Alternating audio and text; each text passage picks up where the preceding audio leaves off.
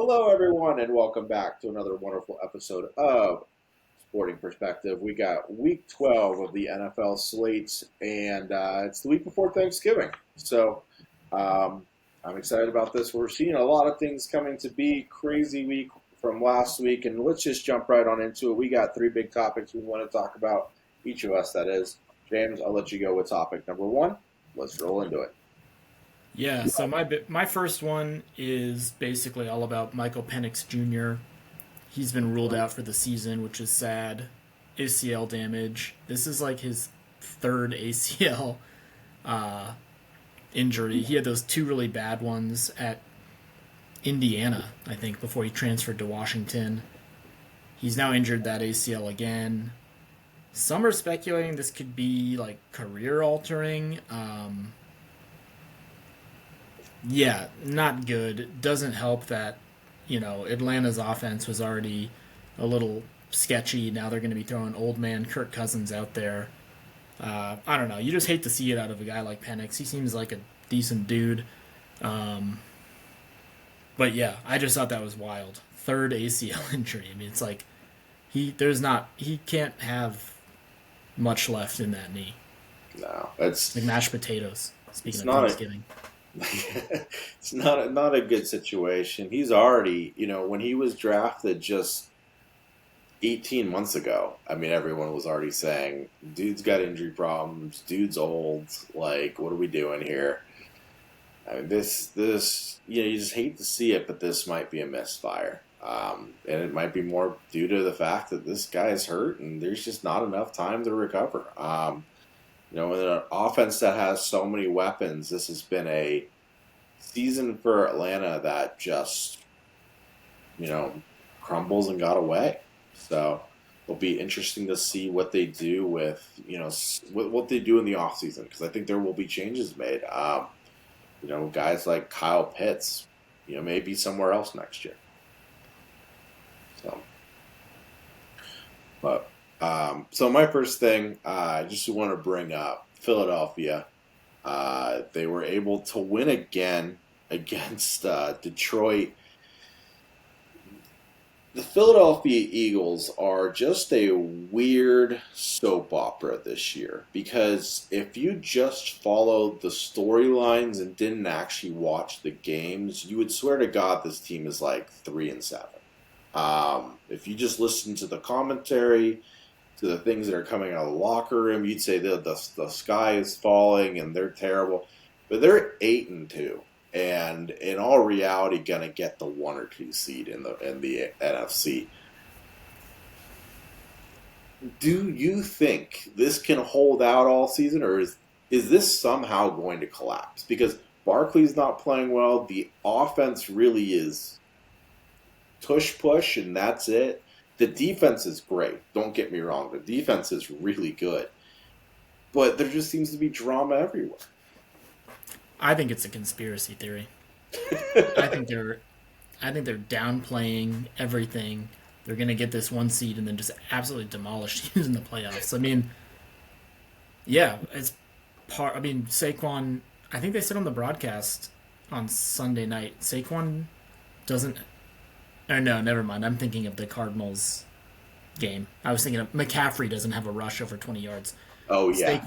Saquon definitely has a rush over 20 yards. Regardless, he's not really had a bounce back season post his 2,000 rushing yard season last year. But I think they're just kind of saving him for the playoffs. I mean, they bring in Tank Bigsby. He's handling a couple more carries than you'd think he probably should. AJ Brown is just being a diva. Meanwhile, you have Devonta Smith who just never opens his mouth. I'm just going to go out there and catch some balls. Goddard just goes out there when he's healthy, catches some balls. Yeah, I think this team will be fine. I mean, Yeah. they just need to start gelling at the right time, and we very well could see that come the end of the season and then going into the playoffs. But yeah, Yeah. it's a weird season. It's definitely, there's no other city in the country than Philly that would, cry chicken little. The sky's falling, and you're 8-2. Yeah. It's so weird. So weird. So my number 2 point is we had our second spitting incident with Jamar Chase joining Jalen Carter from Week One. Um, I really don't have anything to say much about it. It's just absolutely disgusting. The fact that Jamar Chase lied and said he didn't do anything, and then it took video footage to go back and see that he spit on, I think it was Jalen Ramsey. Yeah, yeah. It's like, I don't know. I know COVID's 5 years ago, but maybe don't spit on people. That's gross. It's just stupid. It's like there's two things I don't get. It's that, and it's punching a guy with the helmet where you're Yeah. actually eating the helmet. It's like what are you doing here? Like everyone can see it. What's the point of it? You know you're going to get suspended. Not even Like that. You might break your hand. You're punching a yeah, helmet. it's just stupid. Like I and don't yeah, get it. and yeah, Jamar Chase got suspended for a game. So Yeah, not that it really matters. Cincinnati's not going anywhere, but no, their I'm pretty season's sure he up. has to. Probably, I'm sure he has to go unpaid. So there's money out of his pocket he's not He, getting. There's a he will paycheck he, he's not receiving. he will lose 500,000. So I mean, it's a lot of money. But yeah, I mean, Cincinnati's season's pretty much lost. Let's be real here. I mean, they're playing New England this week. I'm guessing both of us are probably thinking New England's going to win that game. But yeah, it's just dumb. I mean, it's just bad judgment more than anything else. Um, I'm going to jump over my second thing. Right now, I just have Sam Darnold written down, but I kind of want to talk Rams as well. So I'll start with Sam Darnold turning it over like crazy. I know there's been a lot of hype up in Seattle, with Sam Darnold playing really well. We kind of saw the same recipe last year in Minnesota, where he played really well those first few months. Everyone's like, "Oh my God, we got a steal here." And remember last year, he kind of started fading away. I'm hoping we don't see the same thing. Sam Darnold, like the guy, he's had a great recovery story. This is his fifth team now. I know he's gotten paid, but I'm a little bit worried that the Seattle team that's got a lot of talent and looks really good. I mean, they almost still won the game and he turned the ball over 4 times. But this is back-to-back weeks now where he just hasn't been very good. And don't get me wrong, the game against the Cardinals, they didn't need him to do much, but he still turned the ball over. It was 3 or 4 times, and then here against the Rams, 4 picks. Is there some concern here with Sam Darnold? I think so. I think the Seahawks team. I mean, if you look at it, they're kind of mirroring the Vikings. Good defense, uh, star wide receiver with Justin Jefferson, Jackson Smith, and Jigba. Um, Seahawks, I probably have a little bit better of a run game, I would say. And they definitely rely more on their run game than the Vikings did last year. But yeah, I think it's definitely a cause for concern for the playoffs. I think they'll be fine to get to the playoffs, and I think Darnold will have his ups and downs like he has this season continue. But we're not really going to see it until a playoff matchup when, if Yeah, Darnold goes out and throws 4 picks, like, probably not going to win that game. So, yeah. And then just kind of on the other side of the ball, I want to say give some credit to this Rams team is really good. And if I had to like rank, a power ranking type thing, the Rams are probably sitting at 1 or 2 at this point. Really good team. yeah. I don't know how they're going to be. They're going to be a tough out. Yeah. Father Time does not want to come and get Matt Stafford quite yet. Um, He's still playing just elite quarterback play. yeah. So my last one is basically just a question I'll pose. We can answer it really quick if we want to. We don't have to go into too much detail, but we saw the Chiefs lose another game. I know there's still hope for that team to potentially make the playoffs, and there's a lot of football left to play, but could we see the Chiefs miss the playoffs? So I'm kind of sitting the same place I was sitting 12 weeks ago with the Chiefs, and that's the fact that this is a playoff team. I don't think they make the Super Bowl. I think they'll make the playoffs, though. They're not going to, I don't, it's going to take a miracle to win the division. But it's going to be pretty sucky for the team that draws the Chiefs, and the Chiefs are a 7 seed. Whoever Yeah, that 2 seed is, who it's going to be like the Colts or something like that. It's going to be like, this sucks Yeah. because it should be like a easy win. I don't think it's here just going to be an easy win. I think they're going to squeeze in as a 7. It's going to be like, this sucks. We're going to get beat up by a good team here. Yeah, that's fair. So, but I don't think they're able to string out, you know, it, let's say they win a game. I don't, maybe they win a second game. I don't see them doing it 3 times in a row in a, let's just predict the path, them having to beat, the Patriots, the Colts, and the Broncos all in a row. I don't see that happening this year. So they might be able to pick off 1, but Right. I don't think 3. So Yeah, I think they have to get a run game if they want to have any chance at going to the Super Bowl because they're pretty one-dimensional right now. yeah. So my last one is we saw the debut of Shedeur Sanders, and to say the least, it did not go well. 4 for 16. He had the one really bad pick. Same kind of mistakes that we saw at Colorado. They're just looking worse now.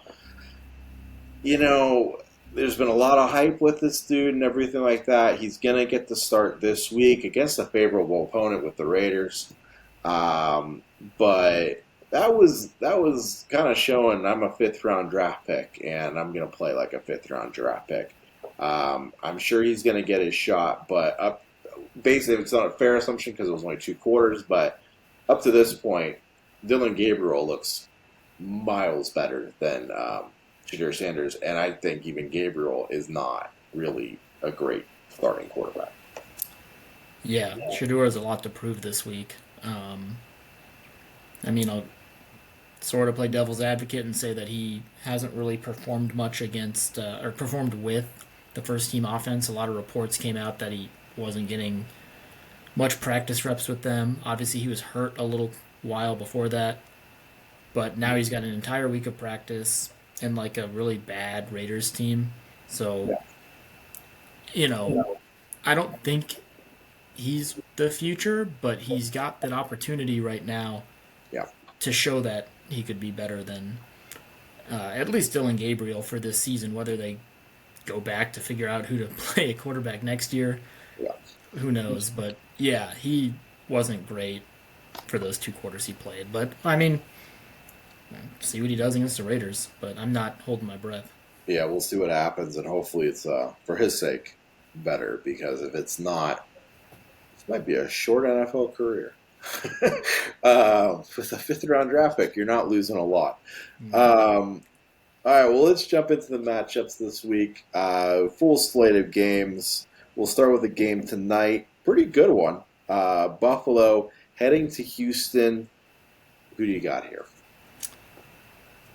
I'm taking the Bills. I know they've had kind of a weird season of their own, but Josh Allen's coming off 3 rushing touchdowns, 3 passing touchdowns. I don't know if you heard us talking about him last week, or even the rest of the media, because I know he took some slack for some of the play he's had before last week's games. But yeah, he really took it out on last week's opponent. So I think that continues. I think the Bills beat the Texans tonight on Thursday Night Football.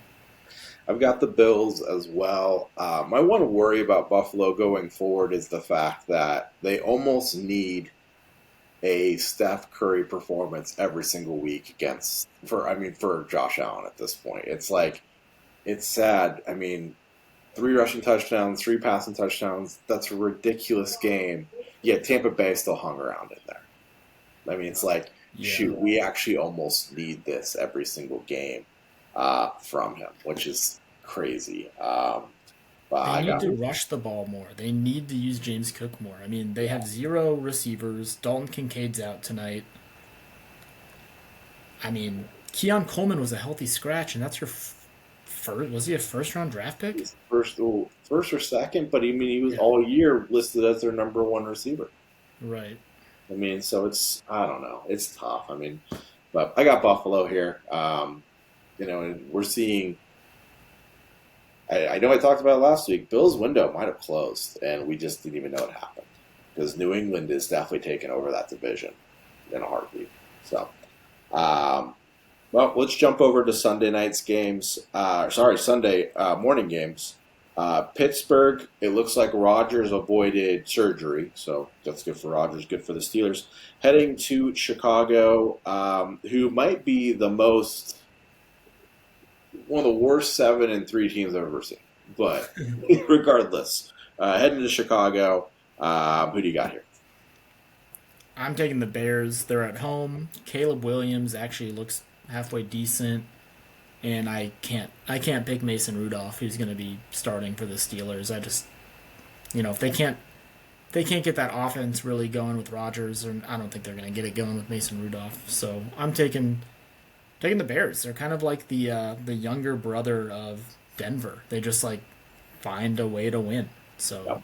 it's not pretty, but they're winning. Yeah, I got the Bears as well. They're kind of like last year's Commanders, where it was kind of like, all right, when is this going to like fall apart? Because they're just finding ways to win, and in certain cases, it's extremely lucky how it's turning out.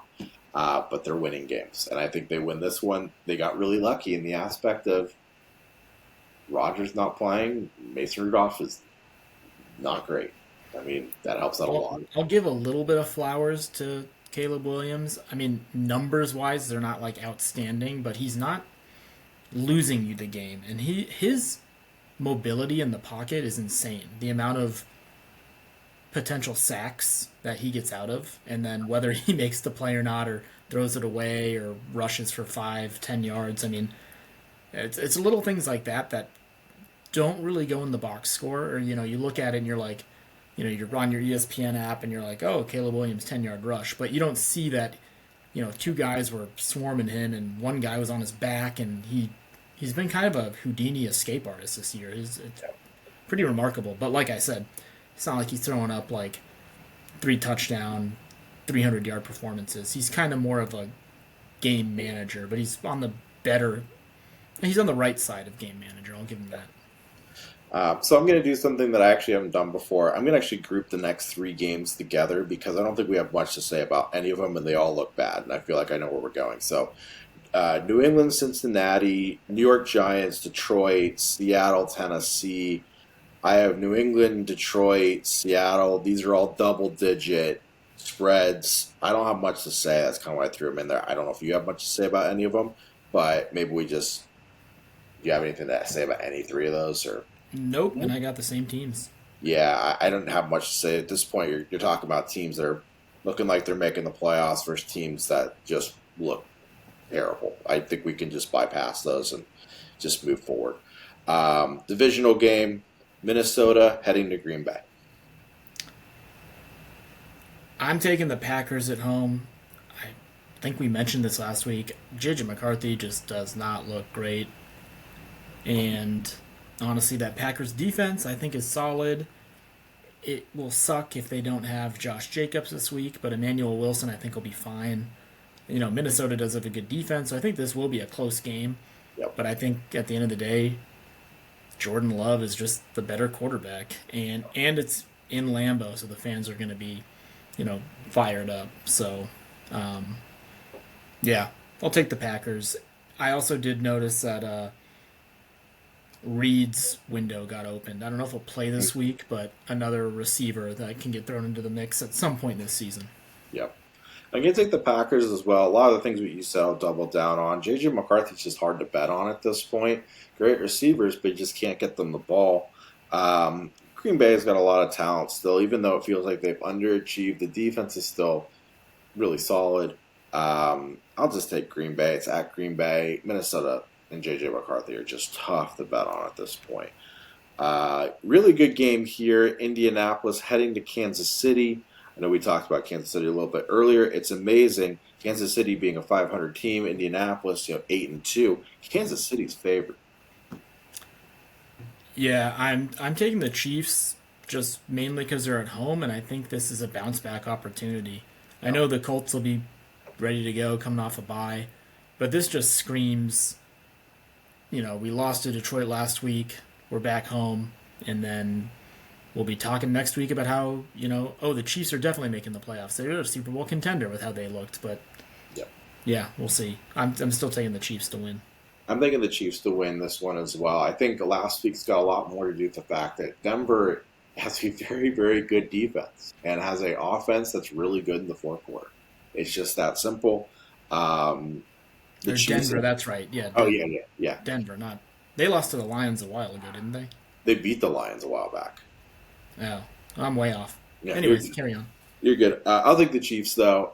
I think last week's more of a read on how good Denver is rather than how not good the Chiefs are. So another kind of stinker here. I guess we don't have to spend a lot of time here. Jets heading to Baltimore.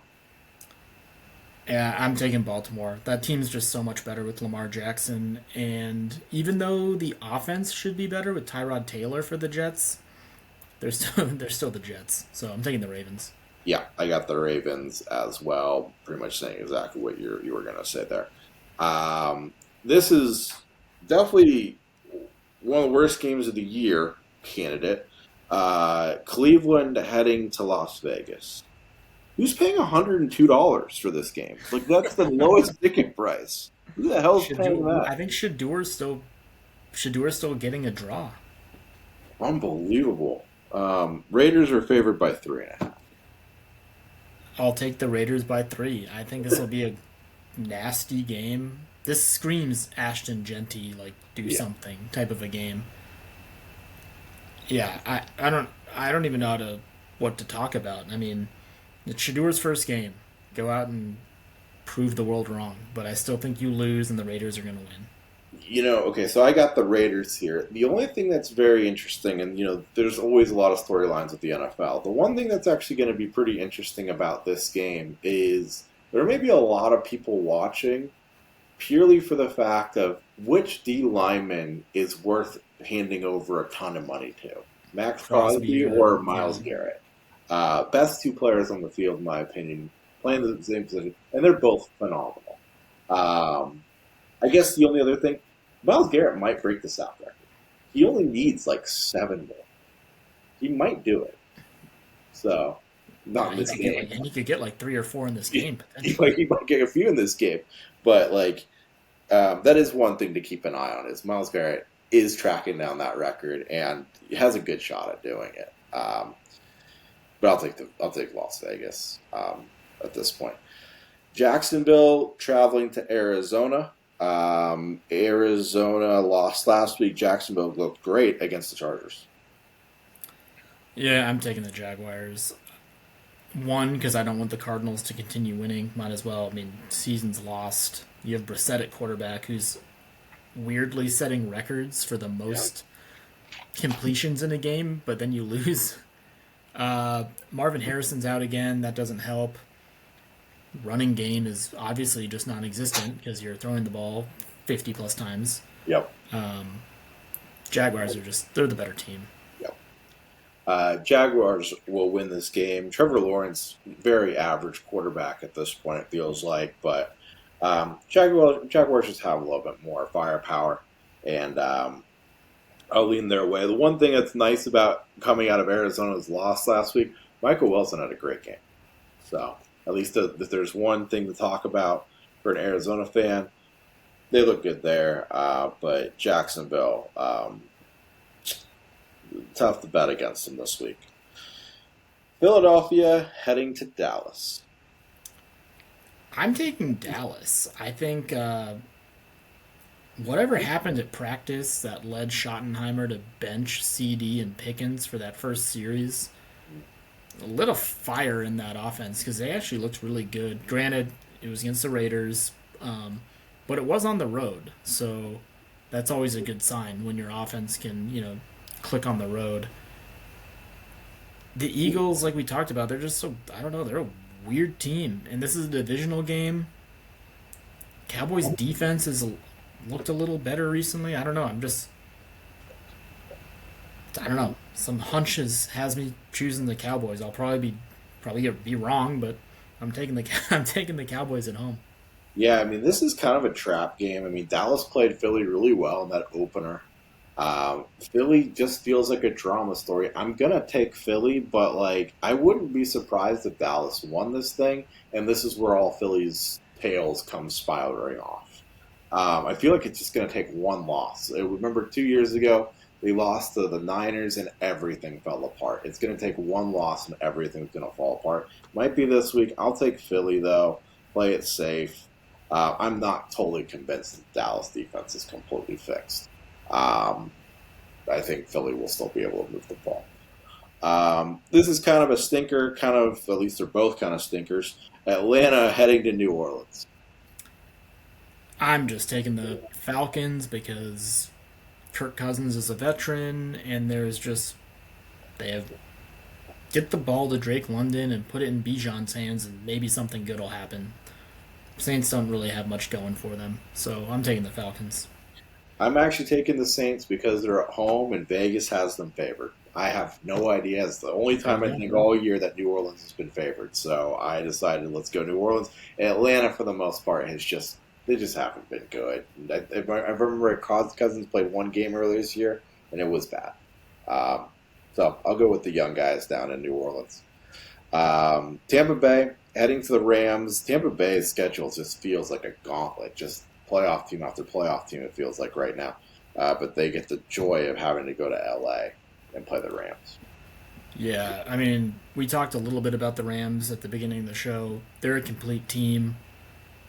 I think they win this game at home. This should be a really fun game, though. I think this will be potentially an offensive shootout, just because it seems like the Bucks can hang with anyone. So uh, I don't think they pull it out, but I think they'll hang around. But I'm still taking the Rams. Yep, I second everything you just said. I'm taking the Rams as well. Monday Night Football. This is kind of a weird one. I don't understand what the scheduling decision was to put this on Monday night, but Carolina going up against San Francisco. I guess McCaffrey playing against his old team, but kind of a weird game for Monday Night Football. Yeah, I can't really get a read on who the Panthers are. Niners dominated the Cardinals, so I'm going to take the Niners at home, backed by another impressive day from Christian McCaffrey. Yeah, I'm taking the Niners as well. Let's jump into our top five for the week because that closes out. Actually, buys this week. We got Denver, Miami, Chargers, and Commanders. That closes out the week. And let's do our top five. Last week we talked about coaches we thought were going to get fired. This week we're going to talk about who we think is the best coaches in the NFL that currently have a job. So this was a very tough list for me to do. I had 9 names, or let me see, I think I had 9 names mentioned on my list. I had 10 names, so half of my list got cut. Um, but I had to go from a list of 10 to get down to five. I'll let you go first. Who do you have at number five? Number five, I have John Harbaugh. Just a guy who I feel like has been with Baltimore forever. He's won a Super Bowl. And I don't know, it just seems like he's one of those guys who there's no real reason to get rid of him. I mean, he's kind of, maybe he's tied to Lamar right now, and when Lamar either goes somewhere else or, years from now retires, maybe they decide to finally go in a different direction, but they've had Harbaugh for, it feels like forever. Yeah. But he's a good coach. He's Baltimore's, with or without Lamar Jackson. Obviously, there were lots of years before Lamar Jackson. He had Joe Flacco. They won a Super Bowl. So, yeah, I know all of Baltimore would love to see Lamar get a Super Bowl. Whether that happens or not, I guess we'll see. But I'm listing John Harbaugh at five. So at number five, I have his brother, Jim Harbaugh. And although this might be a little bit more recency biased, where he won the national championship at Michigan, um, he's turned around the Chargers very quickly. He had that great run with the 49ers, but everywhere he's gone, he's won, and his team seemed to love him and everything like that. So I put Jim Harbaugh at five, and a lot of it also is I feel like he's going to do great things here with the Chargers this year, next year. I wouldn't be surprised if they make a Super Bowl, especially with him at the helm. I thought about putting the Harbaugh brothers together, but that seems kind of like cheating. But yeah, Jim is up there. He was a name I Yeah. considered. So John was one of my 10 that I left. One of the 5 I left off. Yeah. So number 4, I have Nick Sirianni. If you talk to Philly fans, I'm sure there's people who don't like him just because whenever they lose, it seems like he gets put on the hot seat, and it's like, guys, let's relax. He's coming off a Super Bowl. Um, yeah, I don't really have much more to say. I think he's a good coach. I think that like yeah, we already talked a lot about him. They're 8-2. The sky's not falling. There is a lot of drama going on, but I don't think it's Nick Sirianni's fault. Not to mention, well, yeah, on to that. I think Nick Sirianni's a good coach. So at number 4, I've got Andy Reid. I mean, reason for that, I mean, he was great in Philadelphia. Obviously, he's been fantastic with Kansas City here for a decade. Um, just wins, very likable guy, great with personalities. He's great with coaches. I feel like Patrick Mahomes, I feel, was always going to be a star, but elevated him very quickly. And even when he didn't have like Patrick Mahomes, I mean, he did great things with Alex Smith, Donovan McNabb. So I mean, he always elevates guys and gets the most out of them. So Andy Reid is number 4 for me. So number 3, I have Sean Payton. Mainly, I mean, great coach in New Orleans. Took some time off due to we won't get into that, but he was out of football. Comes back and he's building something in Denver. I'm sure he wishes the offense looked a little better, but in the NFL, wins are hard to come by, so they're winning. And if he can just get that offense somewhat, clicking for the playoffs, I mean, that Denver team looks like it could be pretty good, especially because of that defense. So, but regardless, I still think Sean Payton's one of the top 3 coaches. I got him at number 3. So for every reason you just said, I also had Sean Payton. Great turnaround in Denver. He's great with quarterbacks. I don't have much to add. We'll go to your number 2. Number 2, I have another Sean McVay. Still seems like really young, which I think he is. I mean, he's like maybe 40, not even 40. He's young. Offensive genius. He already has a crazy coaching tree underneath him Yep. in the NFL, which is something to be said. Has a Super Bowl. Yeah, I mean, the Rams, since he's gotten there, I feel like are just always really, really good. So, yeah, I think he's already solidifying himself as a Hall of Fame head coach for the future. So I got him at 2. So my number 2 is Mike Tomlin.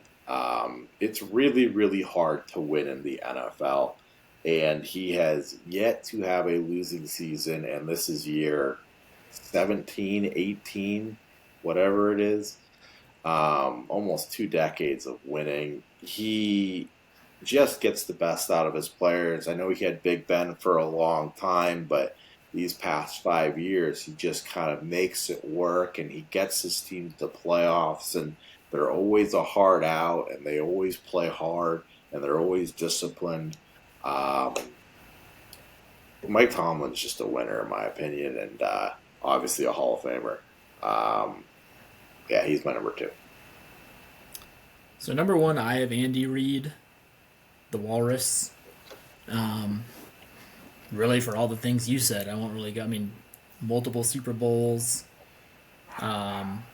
He also always has had really good offenses. Crazy, he never won a Super Bowl in Philly, Yep.